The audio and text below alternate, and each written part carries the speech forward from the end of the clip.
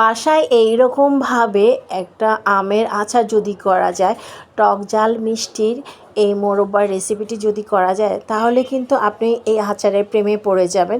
ঠিক এইরকমই একটা আচার আমিও বাসায় তৈরি করে ফেললাম। যেহেতু এইভাবে অনেকেই আচার তৈরি করছে, তো ভাবলাম আমিও তৈরি করে আপনাদের সাথে ভিডিওটা শেয়ার করি। তো আমটাকে খোসা ছাড়িয়ে তারপর এরকম পাতলা পাতলা করে কেটে নিয়েছি, মাছ বরাবর কেটে ভালো মতো ধুয়ে পরিষ্কার করে বেশ খানিকটা পরিমাণ লবণ দিয়ে মেখে রেখে দিয়েছিলাম ঘন্টা খানিকের মতো। 2 থেকে 3 ঘন্টার মতো এবার লবণ দিয়ে রেখে দিলে আমের যে এক্সট্রা একটা টক থাকে সেটা চলে যায়। তারপর একটা গুড়ের শিরা করে নিলাম।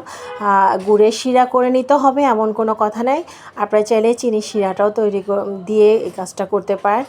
তারপর কেটে রাখা আমগুলোকে সুন্দর মতো এইভাবে দিয়ে দেবেন। চুলা আঁচটা মিডিয়ামে থেকে একদম লো করে রেখে দিবেন। দারচিনি এলাচ দিয়ে দিবেন, শুকনো মরিচ তেলে তারপর দিয়ে দিবেন 2টা থেকে 3টা।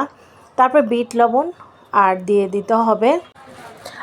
নিতে হবে চাট মশলা আর বিট লবণ দেওয়াতে আর শুকনো মরিচটা দেওয়াতে এটা টেস্টটা কিন্তু একটু ডিফারেন্ট আসে। টক ঝালে মিষ্টির আচারটি বানিয়ে সব সময়ের জন্য রেখে দিতে পারেন, যতক্ষণ পর্যন্ত আমের এই সিজনটি আছে। বাচ্চারাও খেতে পছন্দ করবে।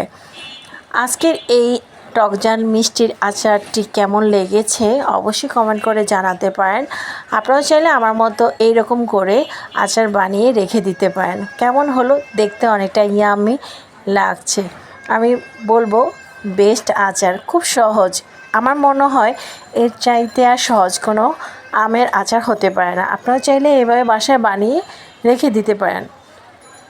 কেমন লেগেছে অবশ্যই জানাবেন। ভালো লাগলে এইভাবে আচার বানিয়ে আমার ভিডিওর সাথে শেয়ার করতে পারেন। তাহলে আজ এই পর্যন্তই। আল্লাহ হাফেজ।